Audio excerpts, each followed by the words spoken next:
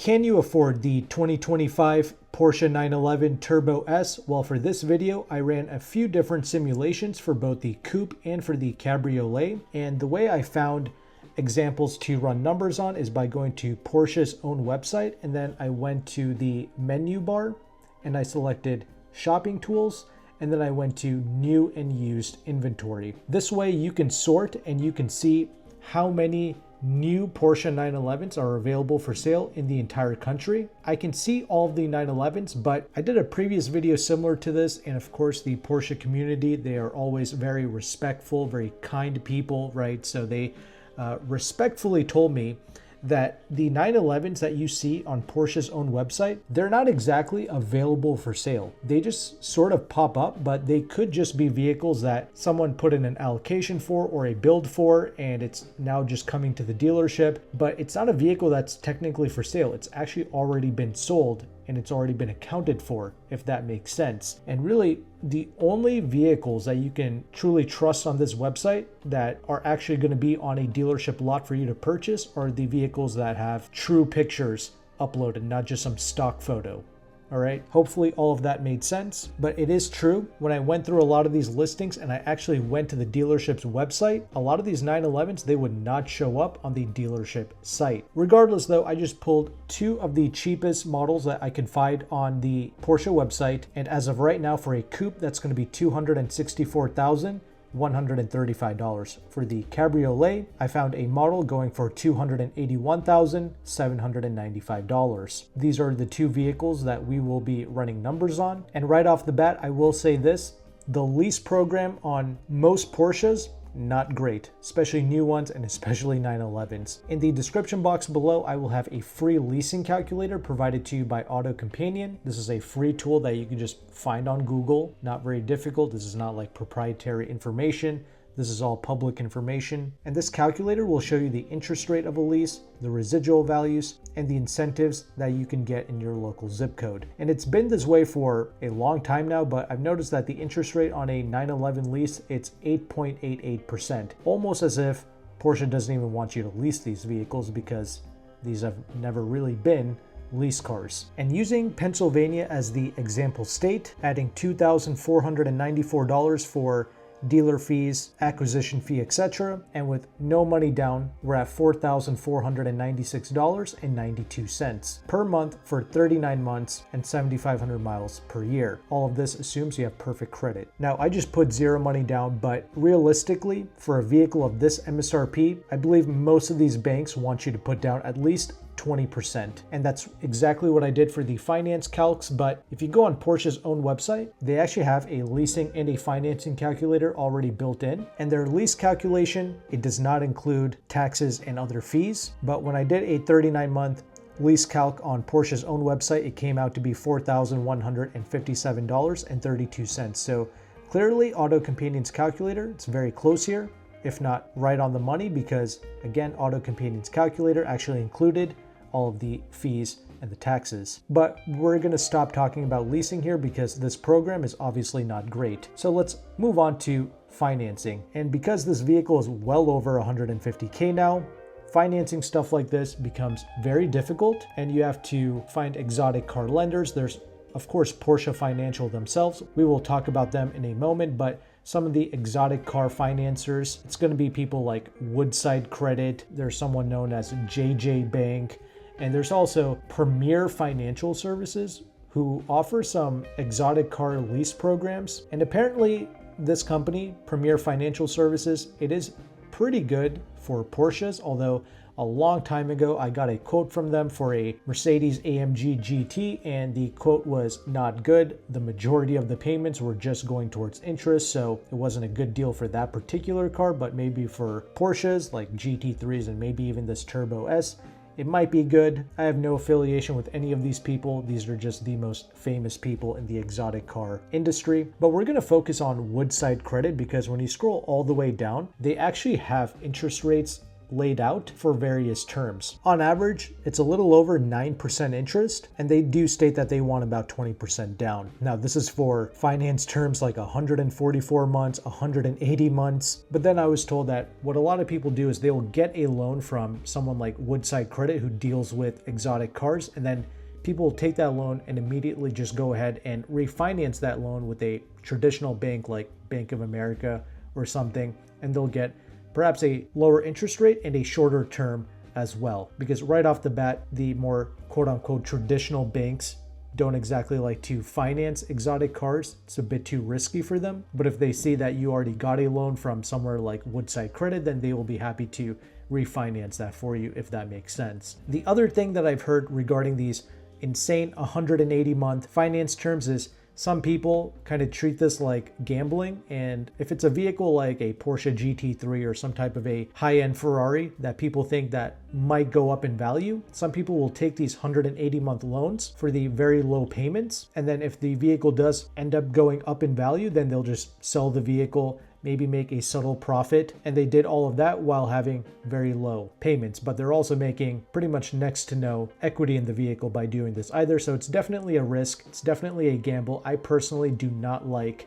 these longer loan terms, although for fun, I did run some numbers regarding that. Right now, we can go with an interest rate of 9.09% according to Woodside. We're going to go with a more reasonable term like 60 months, and we are going to be putting down 20% for these examples. Once again, Pennsylvania is going to be the example state. We're using $2,494 for title and fees. That 264K coupe, it's going to have a monthly payment of $4,777.20. The total loan interest that you're going to pay over the course of 5 years is going to be close to $57,000, and that's with putting down 20%.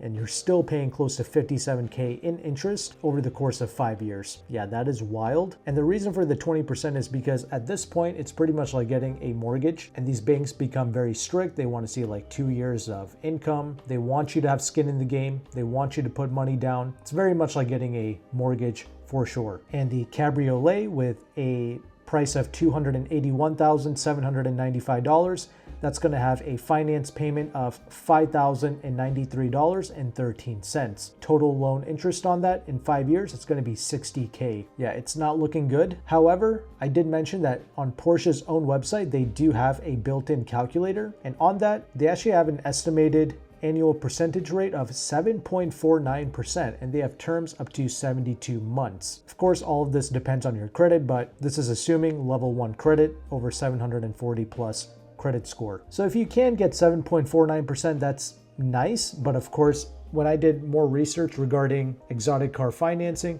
most people tend to get an interest rate of around 9%, even with perfect credit. But let's just say Porsche Financial is able to give you 7.49%. I did run some numbers regarding that.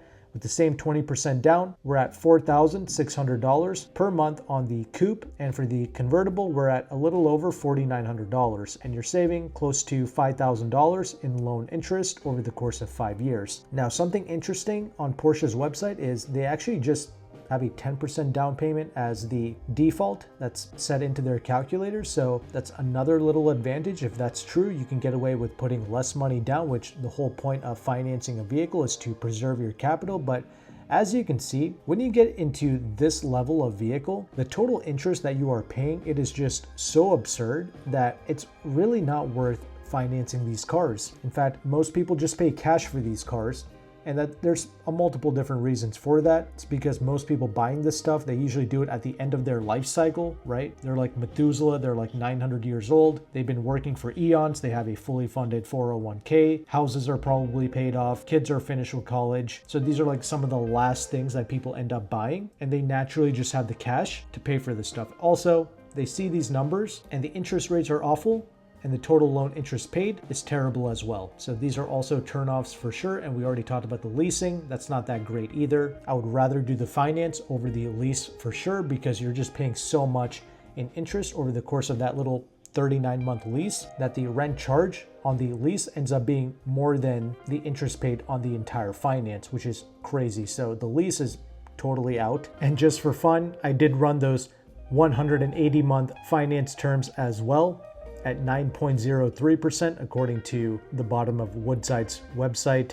And for the coupe, we're at $2,333 per month. For the convertible, we're at $2,487 a month. Definitely a lot more obtainable, I guess, but you're paying about 200 grand in total loan interest if you actually do end up keeping this loan term for the entirety of 15 years. Okay, well, now that we have all of that established, let's see how much income you need to make in order to afford this vehicle. There is a Kelley Blue Book article that states that your total car payment, including your insurance and your fuel, should not exceed more than 10 to 20% of your net monthly income. So people ask me, where did I get 10 to 20%? It's from Kelley Blue Book. Okay, now for the pay cash people, I got something for you as well. Stay tuned. But first we need to figure out the average insurance cost for a new Turbo S 911. I looked on some Porsche forums and there's one individual paying $2,100 every 6 months on a Turbo S, but this person is in California. So $4,200 per year, it's about $350 a month. There are other people who commented on this forum saying things like they have a 2023 GT3 and they have a bundle package deal going on with State Farm where they got the GT3, another vehicle, a home, a rental property, and an umbrella policy with State Farm, and they're paying about $1,400 per year for just the GT3 with a $2,500 deductible. So a little over $100 a month. And honestly, this seems to be a common case with a lot of high-end vehicles. People will comment this, saying that they have a State Farm policy with all of these things bundled together, and they actually end up getting a very affordable insurance cost for their high-end vehicle. But then again, some people are living in places like Florida, California, so I actually just ended up going with $300 a month for the insurance. And for the fuel, I went with about $200 a month because the little Google AI, it spat out 2 to 3 grand for annual fuel, assuming 12,000 miles of driving per year. And this Google AI, it also assumed $4 per gallon as the price. And for premium fuel, even if you go to Costco, you're probably paying more than $4. Regardless though, 12,000 miles of driving per year is a bit excessive, I think, for a Turbo S. I just kept it clean. I just went with $200 a month on the fuel. Anyway, I did 4 different simulations here. Let's start with the first one. That's going to be 60 months, 20% down, 9.09% interest, plus the fuel, plus the insurance on the coupe. Your total monthly finance cost, it's going to be $5,277 per month. That means in order to comfortably afford this payment, you have to be making between $26,000 to $52,000 per month. That's to afford this one car. If you have 2 or 3 cars, yeah, these numbers just go up even more. Anyway, for the Cabriolet, with the payment, the insurance, and the fuel, we're at $5,593 per month. That means you have to be making between around $28,000 to almost $56,000 per month in net monthly income in order to comfortably afford a Cabriolet Turbo S Porsche with an MSRP of $281,000. Also notice, no discount was applied because Porsche, right? Anyway, the next simulation was done with Porsche's 7.49% interest rate that they had on their website. If that's true, great. I went ahead and I ran numbers on that with 20% down payment and also with 10% down payment. With 20% down, the coupe has a total monthly finance cost of $5,100 per month. So you have to be making between $25,000 to $51,000 per month. For the Cabriolet, it's $5,400 a month. So between $27,000 and $54,000 per month in total net monthly income. Then we have numbers with just 10% down with that 7.49%. You have to be making between 28 grand and 56 grand per month to afford the coupe payments. And for the Cabriolet, you got to be bringing between 29K to almost 60K per month in net monthly income. The final simulation I did just for fun was that 180 month finance with 20% down, 9.03% according to Woodside's website. Total monthly finance cost ended up being $2,800 and close to $3 grand per month for the Cabriolet. That's with everything included, insurance and fuel. So to afford these payments, you got to be making between $14,000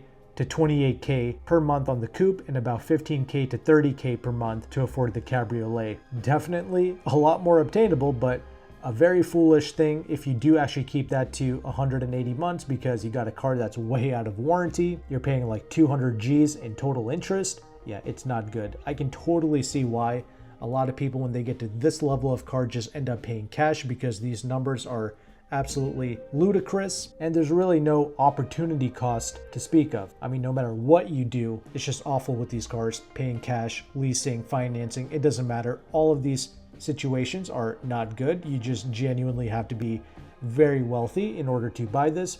No surprise there. Now, for the pay cash people, because that's what everyone says in all of my videos is, oh, just pay cash for everything, as if the cash just falls out of the sky endlessly, right? Very easy the way these people make it sound. Well, a car should be no more than 10% of your net worth. So you want to buy a $250,000 car? Well, you got to have a net worth of $2.5 million.